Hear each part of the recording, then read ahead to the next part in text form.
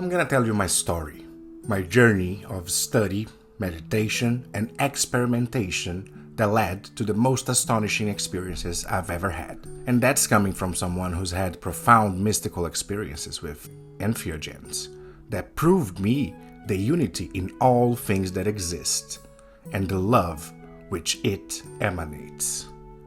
Although these experiences taught me a spiritual truth which guided me to be better, I had a long way to go and was, of course, a skeptical. Most of my life, I simply ruled out the possibility of magic or any astral manifestation for it being unscientific. Eventually, a few friends of mine would suggest magic is actually real, and I've always respected their beliefs but never saw it seriously. They were just deluding themselves. Eventually, one of my friends was meditating and reporting some experiences. He, just like me, had experienced blissful states with entheogens, and through study of the Kybalion at the time and meditation, he was having some profound experiences, sudden bursts of understanding, things akin to that bliss, but fully sober. I was enticed, but still skeptical.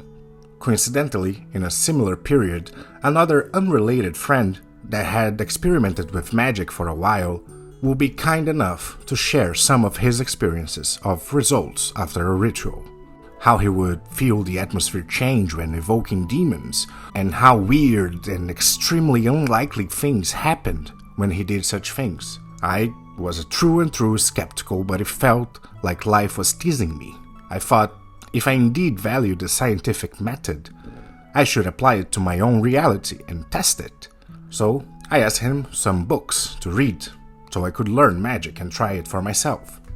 The first was Liber Nu and Psychonaut by Peter J. Carroll, which gives a very important framework on how magic works and where its power comes from, and how your belief structures are what allows you to access your innate power to work magic. It also said that making a magic grimoire, a magic journal, and meditating daily with whatever methods you prefer would train you to achieve a profound enough state of consciousness for magic to actually happen. So if I wanted to truly see if magic existed, I would have to do this for a while, not knowing how long the practice would take. But at this point I was having fun and engaged in the experiment itself. I began meditating daily with no time limits or goals, just breath work and concentration.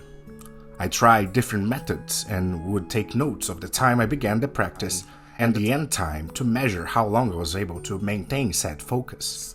As I was establishing this practice, I would read A Garden of Pomegranates of Israel Regardie to begin learning about Kabbalah from the Hermetic perspective of the Golden Dawn, another recommendation of this magical friend of mine. When reading throughout the days and meditating, I indeed began to feel weird sensations and receive downloads of information and proper understandings of how the universe manifests and emanates. I found answers to questions that plagued my entire philosophical life. This was at the very least proof that there are ways to hack my own brain to give me profound knowledge accompanied with blissful states, ecstatic states, which is on itself a journey worth pursuing.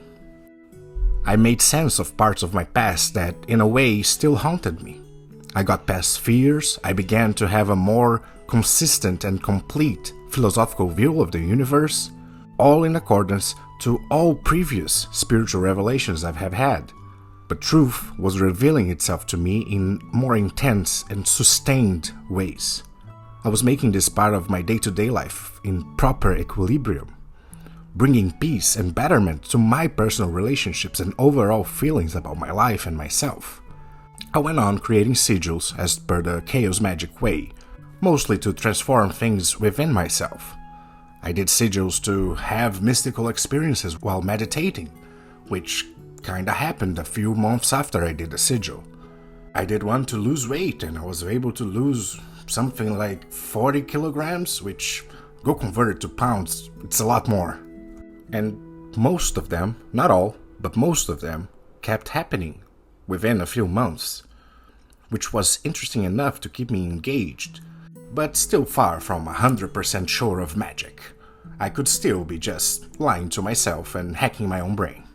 I kept studying, now book suggestions that came from people around YouTube, Reddit, and podcasts, at least those people that seemed rational about the topic.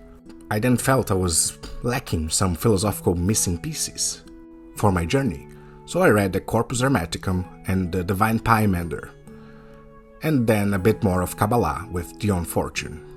All the while meditating and having these ecstasy-like states of consciousness while completely sober, seeing the same truth reflected in all of these different traditions, all carrying parts of it for us to reunite and form a vast and comprehensive perspective of God. For God is all-encompassing, so is its truth. Kabbalah, its study and practice allied with meditation, allow me to solve, to my personal satisfaction at least, a few last philosophical concepts that kept me from full trust and full letting go towards the divine, by solving, amongst other issues, the problem of evil. God is all and all is one. Every individual being is a reflection of the all-encompassing, for that is the nature of consciousness itself. And that being so, the material world which we know and live in is manifested for the completion of the great work of the divine, which is basically manifesting itself fully on the material realm. The goal of this beautiful playground we call existence is joy and self-expression. It is God looking at itself from all possible angles, and God, being infinite and unlimitable, has to be naturally free, for anything besides absolute freedom is a form of limitation.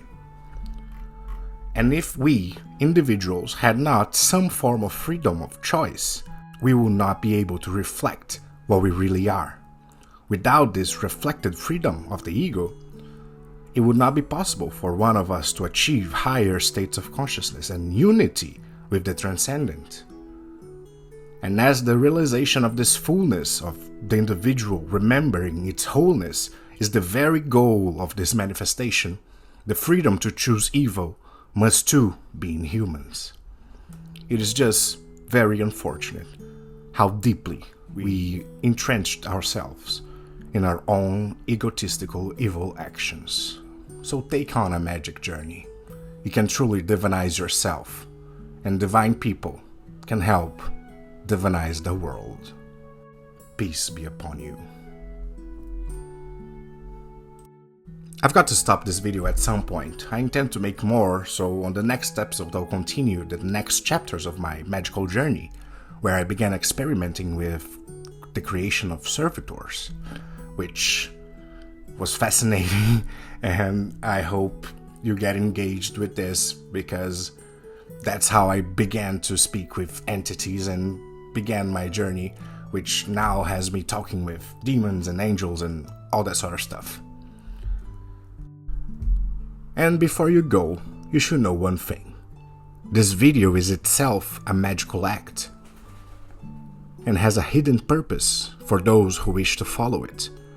This journey I went through that unlocked this whole new facet of my life can be followed if you begin a meditation practice, a magical journey recording your experiments, meditations, and etc., testing which meditation methods work best for you, and keep reading the books I mentioned during this and throughout the next episodes of this series, you too can develop yourself and become a magical person. And I hope you do. Much love and wisdom to all this video reaches. May your life be uplifted. And don't forget to like and send this to someone who you believe will get some value from it.